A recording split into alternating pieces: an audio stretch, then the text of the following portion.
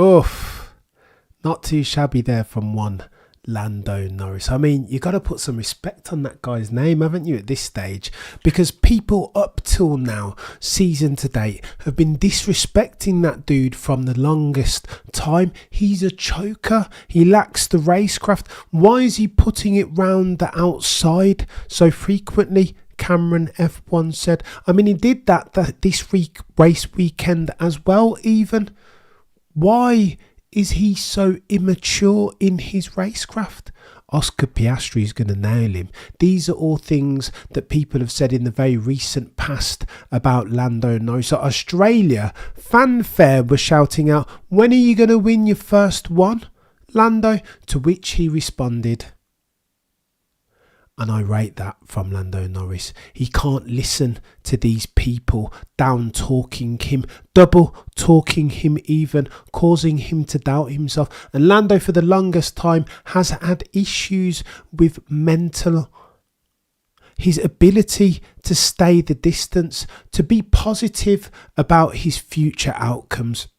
Sochi will last long in the mind still, even after this victory. That should have been his first, and he failed to capitalise on it because of the interaction between him and his race engineer. They told him rain was due. How do you fancy those inters, Lando? Lando said, "No, leave me alone." He could smell his first victory and allowed that to cloud his decision making. Not so this race, though, not so at the Miami Grand Prix. And for that, I think we all have to be a bit grateful, right? I doubted, Debbie Downer Cameron thought that Miami wasn't going to be a race. There was going to be another non-event, one of 24 this season, but it wasn't. We got lucky because the racing gods looked favourably upon Lando Norris and gave him the opportunity that he required by virtue of a safety car, a virtual safety car, and then a full-blown one. Lando had taken advantage of that opportunity by running long on those medium tyres. He and one other on the grid were in a position to take advantage. Luck, they say, as Natalie Pinkham has just reiterated, is when opportunity meets preparation. And Lando had nailed the former. He had prepared, went long on those mediums. So when the full safety car come out, when the racing god smiled down on him, indeed, he was in a position to take advantage. And then all he needed to do was execute, do exactly what he didn't do in Sochi 2021 and nail it. And boy, did that fella nail it. Executed to a T. Of course, he had all the fortuitous advantages, safety car and the timing of it. The fact that he was on 6-lap younger hard compound tyres than his rival for the race victory, one Max Verstappen. But boy, did he nail it. He was controlled. He was stoic. He's everything that he needed to be back in 2021 at Sochi. And for that, we've got to commend him. No longer can we talk about Oscar Piastri having a greater upper ceiling than Lando Norris. No longer can we put disrespect on Lando's name by virtue of the fact that he hasn't been able to get it over the line. Will he, they asked the question, ever be able to win himself a race? Will he be one of the many F1 drivers that have come through F1, lost battalion, come through and left without ever having earned themselves a race victory, like the likes of one Martin Brundle, our beloved? Lando Norris said today, "No chance. I am seizing defeat from the jaws of victory," because he hadn't been brilliant all weekend. But he said post-race over the radio that he knew this morning that he would get an opportunity. And again, he hadn't been lucky all week, right? You've seen him on the podium with the bloody plaster over his nose, having been injured on King's Day in the Netherlands. But he managed to compartmentalise for all that. The key challenge for Lando was never going to be one about driving. He's plenty quick enough, nor were it strategy. It's the internal down talking. And he's managed that.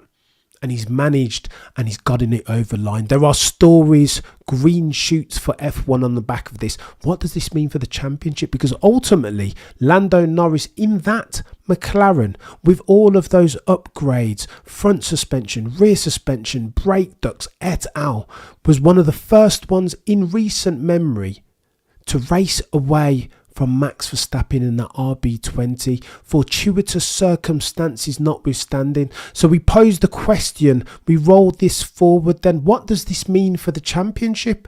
McLaren are set to bring more upgrades at races in the next couple of weeks. What does this mean? Is Lando Norris in that papaya coloured car really capable of challenging Max Verstappen for that championship? Really? Is that what we're talking about? Well, I think that talk is premature. But I think for today, this is Lando Norris's day and we should celebrate it as an F1 community. I, for one, had written off this Grand Prix.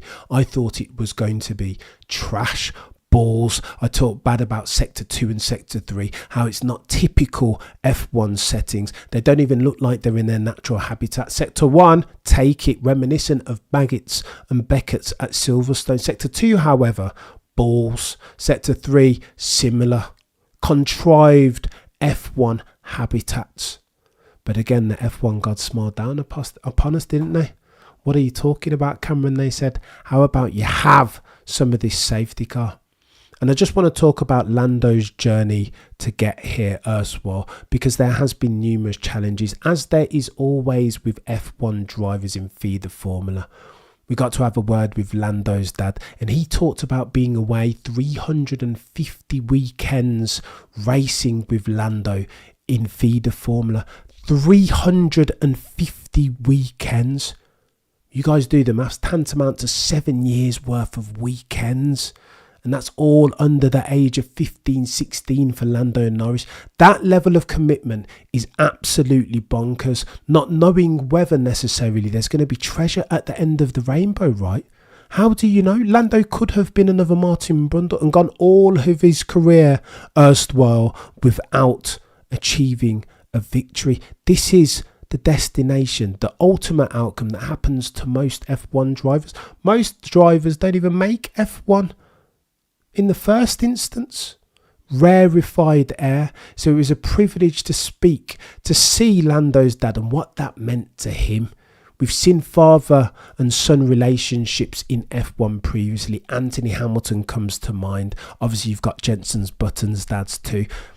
Lando Norris's dad said he received a text from Anthony Hamilton saying well done. Because only him, rarefied air, only he amongst Jenson Button's dad not long past will know the sacrifice that they've made to get to this point. And I think that's a brilliant story. I think that's absolutely incredible from Lando, that he's overcome all of these obstacles together with his dad and his family and his mum to get to this point, managed all the double talk and all the internal doubting. It wasn't an easy weekend for Lando Norris. It absolutely was not. Sprint shootout wasn't good. Qualifying wasn't good. But yeah, and still, that fella, that young chap, managed to survive and hang in there. Drive to bloody survive, no pun intended. Hang in there and get it done, notwithstanding the not insubstantial pressure from 1-3, soon to be 4-time champion Max Verstappen. Because they say luck is where opportunity meets preparation. And Lando Norris has been doing that all of his life. Congrats, Lando, you did it, sir.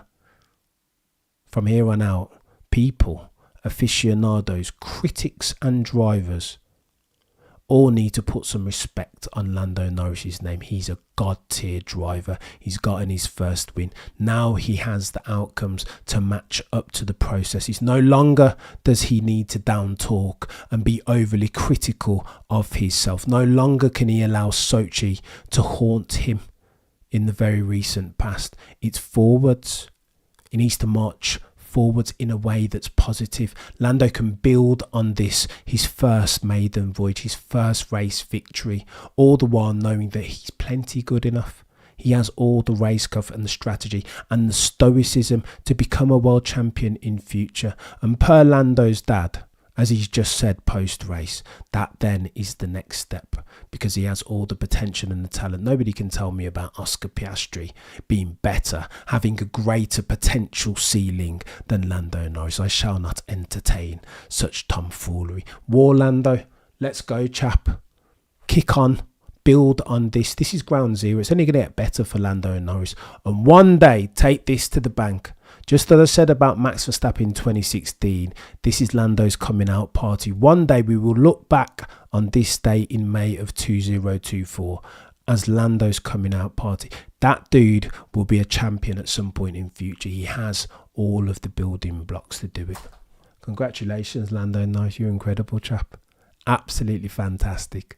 But I digress. The prosecution rests. No further questions, Your Honour.